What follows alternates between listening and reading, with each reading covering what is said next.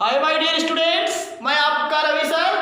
देखिए भैया, जो आपको यहाँ पे हम बायोलॉजी के 50 एनसीईआरटी क्वेश्चन बता रहे हैं जो कि हर एग्जामिनेशन में आपके पूछे जाया किया करते हैं, उसी एनसीईआरटी के प्रश्नों की श्रृंखला में आज आपको हम जो है तीसरा पार्ट क्या कर रहे हैं, बताने जा रहे हैं। इसके पहले हमने क्या किया है, 2 लेक्चर आपको ऑलरेडी प्रोवाइड कर रखा है। तो आइए हम देर नहीं क्या करते हैं, देखते हैं इसमें आपके पहले क्वेश्चन की तरफ हम बात करते हैं। 10 क्वेश्चन इसके पहले हमने हर श्रृंखला में हम आपको 5 क्वेश्चन क्या कर रहे हैं, ऑलरेडी डिस्कस कर रहे हैं। पहला क्वेश्चन है एंजाइम्स क्या है, ये क्वेश्चन आपके सामने आता है। एंजाइम से रिलेटेड क्वेश्चन आपसे पूछे जाते हैं, तो पहले यही क्वेश्चन है कि what do mean by enzymes, enzyme होता क्या चीज है। पहला ऑप्शन है आपका विटामिन, दूसरा ऑप्शन है बैक्टीरिया, और तीसरा ऑप्शन है जैव उत्प्रेरक, और चौथा ऑप्शन है वायरस। तो यहाँ पे 4 ऑप्शन आपके सामने दिए गए हैं, आपको यही बताना है कि एंजाइम है क्या चीज, एंजाइम किसे कहते हैं, ये भी आप कह सकते हो कि एंजाइम की क्या विशेषता हुआ करती है, क्या क्वालिटी होती है। ऑप्शन पहले में अगर हम जाते हैं तो विटामिन की बात करते हैं। आप लोग विटामिन अच्छी तरीके से जानते हो कि विटामिन एक ऐसे सूक्ष्म पोषक तत्व होते हैं जो मनुष्य के शरीर में बहुत उनकी सूक्ष्म मात्रा में आवश्यकता होती है, और अगर उनकी कमी होती है तो विभिन्न प्रकार के क्या हो जाते हैं, विटामिन से संबंधित रोग हुआ करते हैं। और आज तक कोई ऐसा आपको नहीं बताया गया कि एंजाइम से रिलेटिव क्या हुआ करता है, ऐसा देखने को मिलता है। तो पहला ऑप्शन तो यहाँ से नहीं, एंजाइम किसी भी प्रकार का विटामिन नहीं है। दूसरा ऑप्शन होता है बैक्टीरिया, और एक ऑप्शन यहाँ पे देखिए है क्या, वायरस। बैक्टीरिया मतलब जीवाणु होता है। अब आप कोई कहेगा कि बैक्टीरिया यार एंजाइम हुआ करता है, तो आप बैक्टीरिया तो जानते हो किस तरीके से हुआ करते हैं। बैक्टीरिया जो हुआ करते हैं, कुछ जीवाणु हमारे लिए लाभदायक भी होते हैं, कुछ जीवाणु हमारे लिए हानिकारक भी होते हैं। इसीलिए जीवाणुओं को मनुष्य का क्या कहा जाता है, शत्रु एवं मित्र दोनों के नाम से जाना जाया किया करता है। तो ये तो जीवाणु हो गया, जान लीजिए जीवाणु भी नहीं होता है। लास्ट वाला जो ऑप्शन है वायरस, वायरस को हिंदी में कहते हैं विषाणु। विषाणु का मतलब होता है पॉइजनस मॉलिक्यूल, अर्थात ये ऐसे मॉलिक्यूल हुआ करते हैं, और वे भी जानते हो इस पृथ्वी पर वायरस जो हुआ करते हैं वो सबसे सूक्ष्मतम जीवधारी माने जाया किया करते हैं। तो यहाँ पे अब आपको अपने आप समझ में आ गया होगा कि हमारा कौन सा ऑप्शन सही होने वाला है। तो हमारा ऑप्शन नंबर 3 जो है, जिसको हम लोग कहा किया करते हैं जैव उत्प्रेरक। जैव मतलब होता है जीवधारी, और उत्प्रेरक का मतलब होता है कि जो किसी भी रासायनिक अभिक्रिया की जो क्रियाशीलता हुआ करती है उसको बढ़ा दिया करते हैं या घटा देते हैं, किंतु उस रासायनिक अभिक्रिया में पार्टिसिपेट नहीं करते, उसी को उत्प्रेरक कहा किया करते हैं। और एंजाइम जो हुआ करते हैं ये जीवित कोशिकाओं में स्रावित होने वाले क्या माने जाते हैं, जैविक उत्प्रेरक माने जाते हैं। और एंजाइम्स की खोज सबसे पहले इमाइल फेसर और कुहने नामक वैज्ञानिकों ने इसके बारे में क्या क्या था बताया था। एंजाइम्स की क्रियाविधि के बारे में कई सिद्धांत भी दिए गए, जिसमें ताला चाबी का सिद्धांत सबसे ज्यादा फेमस होता है। तो यहाँ पे पहला हमारा जो ऑप्शन है वो सबसे फेमस है। और अगर आपसे पूछे कि एंजाइम की प्रकृति क्या होती है, तो एंजाइम जो होता है प्रोटीन की प्रकृति होती है। एंजाइम मतलब हमारे ही बॉडी में क्या हुआ करती है, कुछ ऐसी प्रोटीन्स पाई जाया किया करती हैं जो शरीर में होने वाली अन्य एक्टिविटीज को क्या करती हैं, बढ़ाने का काम करने लगती हैं। तो उसी को ही हम लोग क्या कह दिया करते हैं, एंजाइम्स कहा किया करते हैं। ये बात आप लोग एकदम क्या किया करिए, अच्छी तरीके से ध्यान दिया करो। बस सबसे पहली चीज, एंजाइम एक क्या हुआ करते हैं, जैविक उत्प्रेरक होते हैं। और कैसे, प्रोटीन से बने हुए जैविक उत्प्रेरक हैं। तो आई होप आपको क्लियर हो गया। पेप्सिन, रेनिन, ट्रिप्सिन, काइमोट्रिप्सिन, स्ट्रिप्सिन, ये मनुष्य के आहार नाल से संबंधित क्या हुआ करते हैं, एंजाइम्स हैं, जान लीजिए।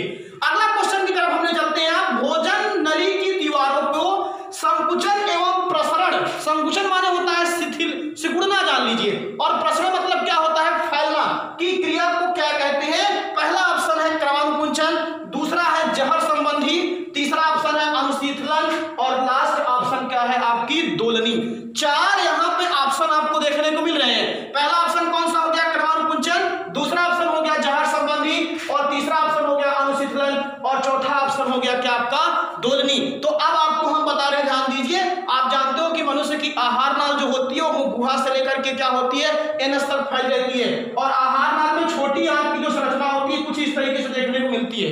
तो जब भोजन आहार नाल में जाता है तो वो भोजन क्या हुआ करता है, ध्यान दीजिए। यहाँ पे देखिए लिखा है आहार नाल की दीवारों के, भोजन नली की, इसी को भोजन नली कहो चाहे इसी को चाहे आहार नाल कहो, तो इसमें दीवारों में क्या हुआ करता है, ये सिकुड़ती रहती हैं और फैलती रहती हैं, और उसके सिकुड़ने और फैलने के कारण ही क्या होता है, भोजन आगे खिसकता है, जान लीजिएगा। और इस क्रिया को हम लोग किसके नाम से जाना किया करते हैं, क्रमानुकुंचन के नाम से जाना करते हैं। किसके नाम जाना करते हैं, क्रमानुकुंचन के नाम से। ये एक प्रकार की हमारे आहार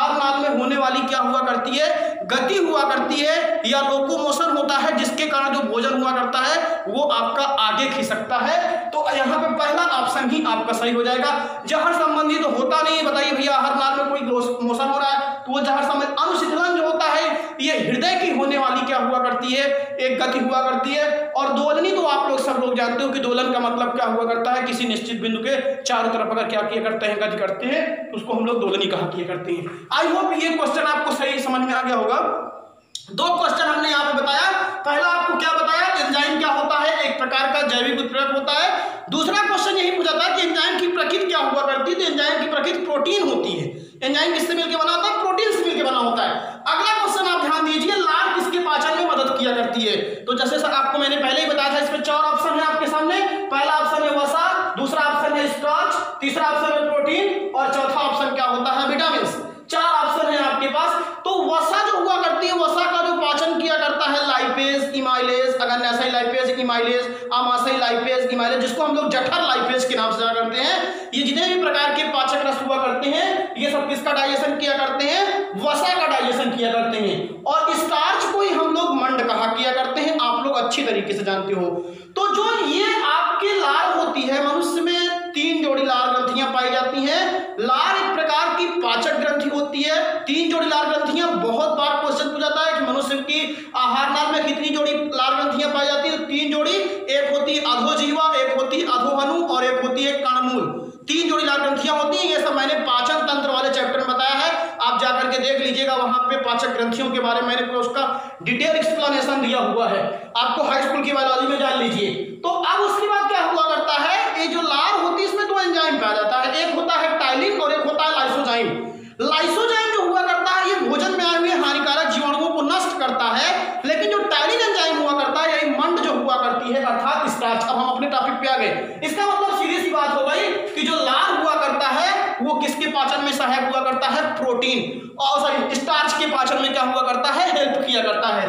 और प्रोटीन का पाचन करने वाले तो कई एंजाइम होते हैं, जैसे ट्रिप्सिन होता है, काइमोट्रिप्सिन होता है, स्ट्रिप्सिन होता है, ये सब आपके प्रोटीन पाचन में सहायक हुआ करते हैं। और विटामिन तो जो हुआ करता है ये एक प्रकार का क्या हुआ करता है, इसका डाइजेशन जो हुआ करता है आप जानते हो अच्छी तरीके से।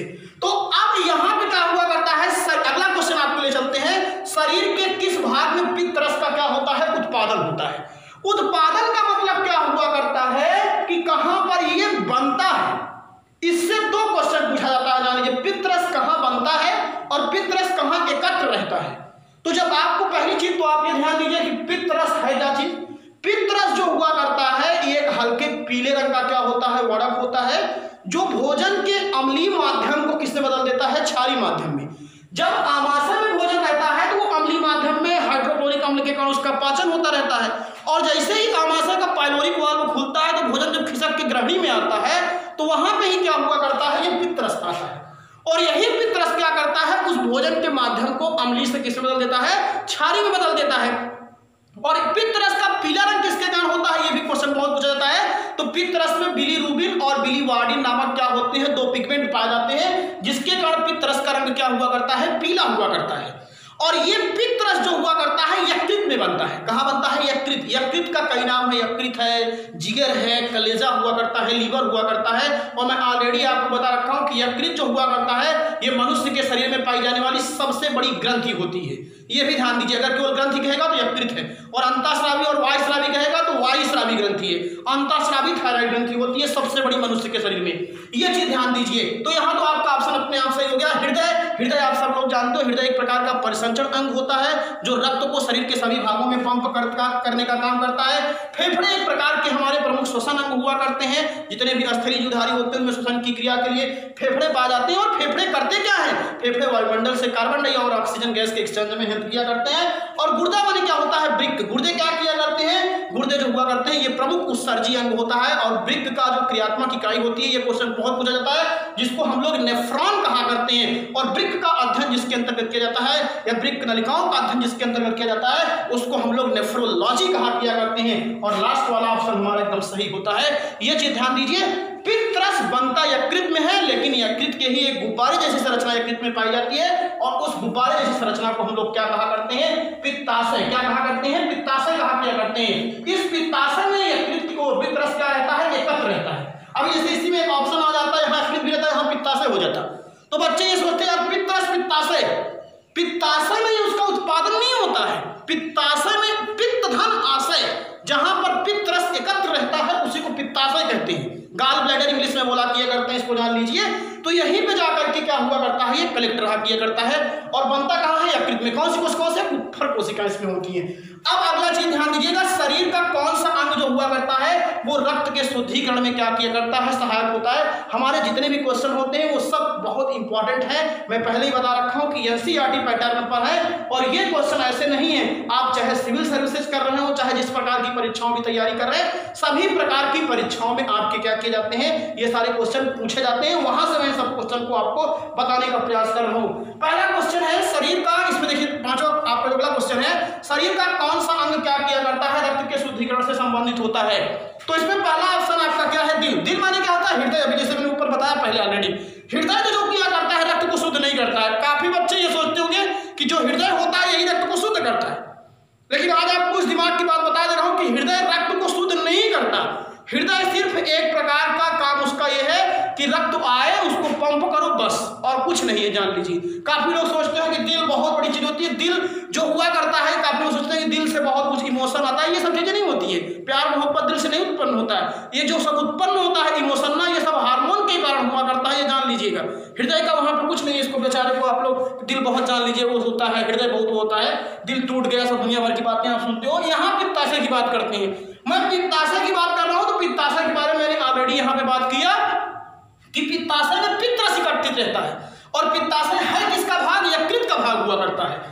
और गुर्दे, हाँ जी एकदम सही ऑप्शन पे आप जा रहे हैं। जो गुर्दे या आपके क्या हुआ करते हैं, वृक्क हुआ करते हैं या किडनी हुआ करते हैं, जो मनुष्य की उदर गुहा में क्या हुआ करते हैं, आपके ये नीचे लगे हुए दो सेम के बीच के आकार के हुआ करते हैं, यही आपके रक्त को क्या करते हैं, फिल्ट्रेट करते हैं और उस रक्त में उपस्थित हानिकारक पदार्थों को फिल्ट्रेट करते हैं, जिससे बाद में फिर क्या होती है, यूरिन का क्या होता है, फॉर्मेशन होता है। और ब्लड के फिल्ट्रेशन से जब यूरिन का निर्माण होता है उसमें एक बहुत बड़ी प्रोसेस होती है जिसको अपवहन या डायलिसिस के नाम से क्या किया करते हैं, जानते हैं। और प्लीहा या स्प्लीन जो हुआ करता है, प्लीहा को ब्लड बैंक कहते हैं। प्लीहा को ब्लड बैंक क्यों कहते हैं, क्योंकि जितनी भी आपके शरीर से आवश्यकता से ज्यादा रक्त होता है वो प्लीहा में जाकर के एकत्र रहता है। इसका नाम देखिए ब्लड बैंक यहाँ पे भी हो गया। एक नाम इसका और है, जान लीजिएगा, इसका नाम तिल्ली भी होता है, प्लीहा स्प्लीन तिल्ली, इतने नाम से इसको क्या किया जाता है, जाना जाता है। और जो ये प्लीहा हुआ करता है आपका, इसमें जितनी भी रक्त कणिकाएं होती हैं, जैसे लाल रुधिर कणिकाएं होती हैं, श्वेत रुधिर कणिकाएं होती हैं, आरबीसी प्लेटलेट्स होती हैं, जब इन सबकी क्या हो जाती है, मृत्यु हो जाती है, तो ये जाकर के प्लीहा में ही क्या हो जाती है, मृत्यु इनकी हो जाती है। इसीलिए प्लीहा को रक्त कणिकाओं का कब्रिस्तान, इसको एक नाम से और जानते हैं। हमारे क्वेश्चन का 5 नहीं मेंस है, बहुत क्वेश्चन का मतलब होता है रक्त कणिकाओं का क्या कहा किया करते हैं, कब्रिस्तान के नाम से क्या किया करते हैं, प्लीहा को जाना किया करते हैं। प्लीहा को ब्लड बैंक भी कहते हैं, क्योंकि आवश्यकता से अधिक, जैसे आप पैसा रख देते हैं बैंक में कि जब भविष्य में जरूरत पड़ेगी तो उसकी आवश्यकता होगी, वैसे ही प्लीहा होता है, बॉडी के अधिक से ब्लड को क्या करता है, शरीर के कुछ भागों में स्टोर करता है, जिसके कारण जब किसी भी एक्सीडेंटल केस आपके सामने आए उसका यहाँ पे उपयोग किया जा सके। तो आई होप ये 5 क्वेश्चन हमारे जो थे, 5 आप समझ रहे हो ना 5 का कितना ताकत है, तो उसी के लिए हम आपको ये क्वेश्चन बताने का प्रयास करें। आप लोग इस क्वेश्चन को बढ़िया तरीके से देखें और अगर आपको अच्छा लगता है तो कमेंट कीजिए, लाइक कीजिए और चैनल को सब्सक्राइब करने का प्रयास कीजिए। थैंक यू, धन्यवाद।